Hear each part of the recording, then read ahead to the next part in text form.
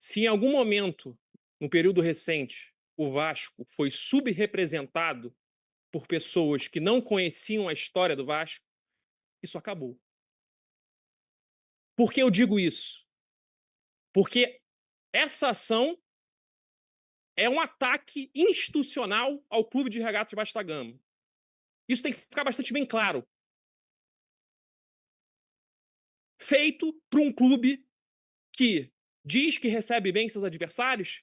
Gostaria de lembrar os senhores de 2013, em que o Atlético Paranaense levou o jogo para Joinville, ficou sem policiamento, usou uma segurança privada diminuta e causou danos aos torcedores do Vasco e ao Clube de Regatas Vasco da Gama, perdendo 10 mandos de campo como visitante.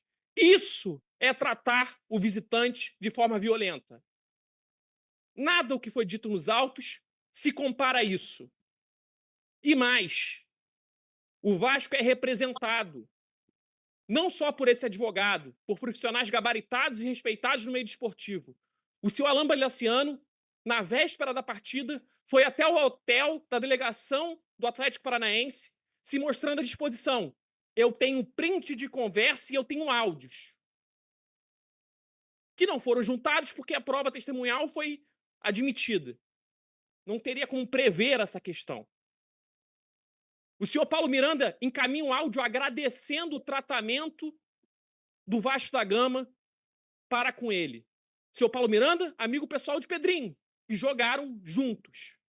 Então, desde então, eu afasto por completo essa narrativa falaciosa e uma invenção, uma gambiarra jurídica de um time que não sabe perder.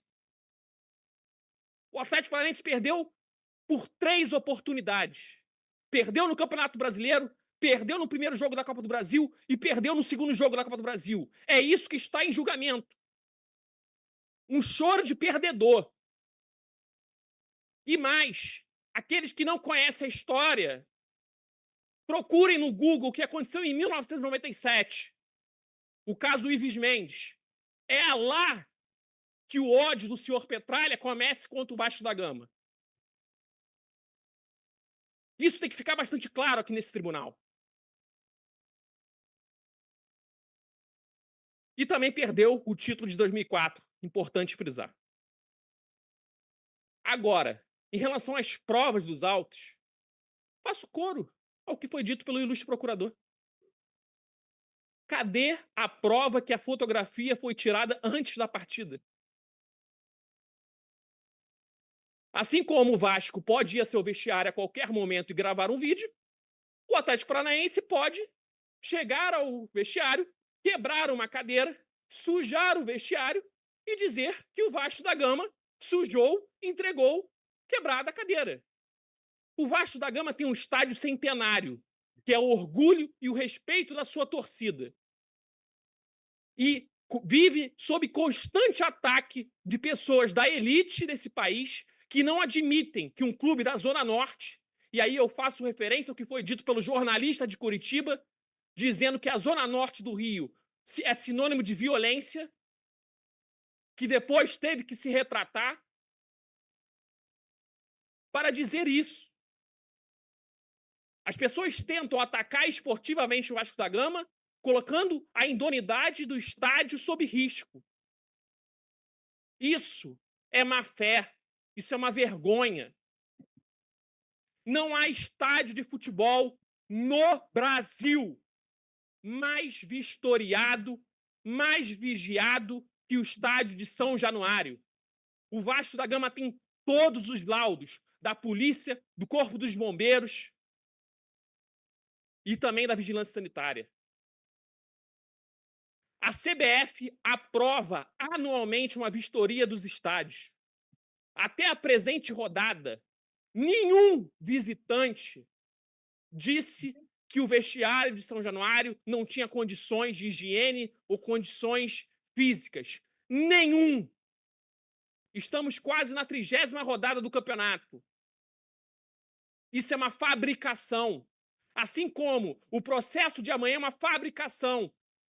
quando os atletas do Atlético Paranaense tentaram agredir o Lucas Piton, o segurança do Vasco agiu para defender o seu atleta e depois foi covardemente cercado e agredido. Mas isso será debatido amanhã.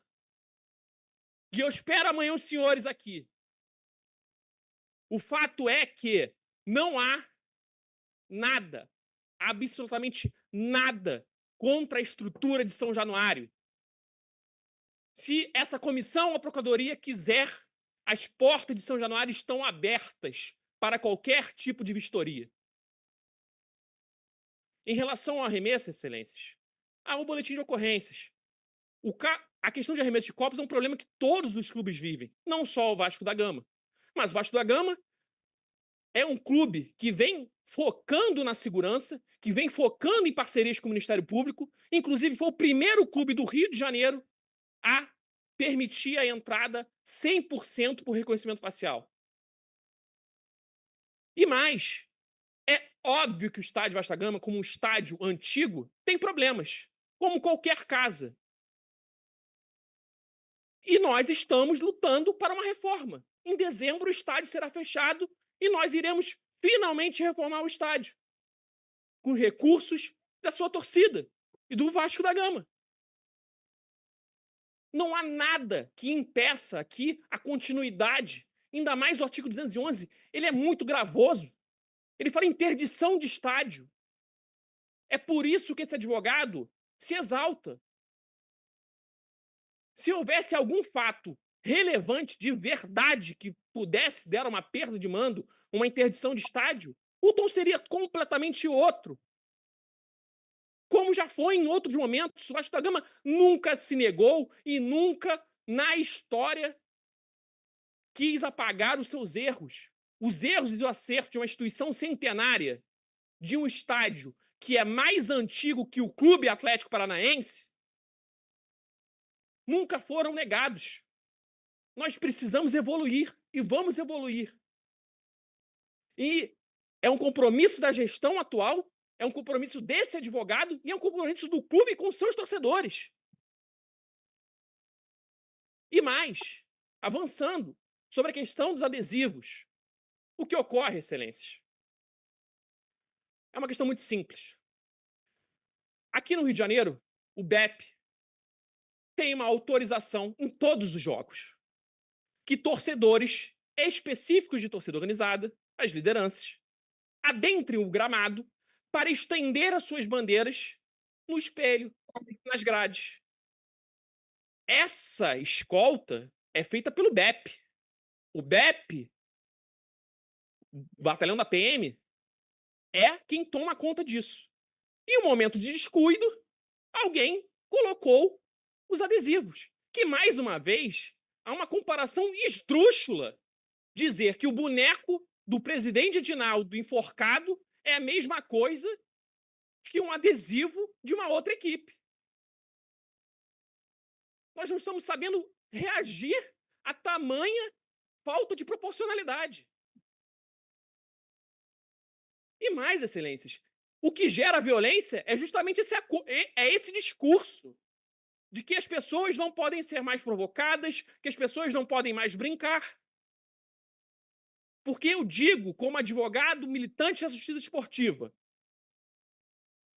que os clássicos de torcida meio a meio no Maracanã são os clássicos que têm menores incidências de problema e violência. Porque é o momento no Rio de Janeiro que as torcidas entendem que elas podem conviver pacificamente. Todos os jogos de 90 a 10, de 95 a 5% ou de torcida única são os jogos com maior grau de violência. Isso já é uma análise da Secretaria de Segurança Pública, que inclusive está sendo levada a São Paulo, que esse ano teve uma excelente questão sobre o jogo da Supercopa do Brasil, entre São Paulo e Palmeiras, que o Mineirão ficou dividido entre as duas torcidas.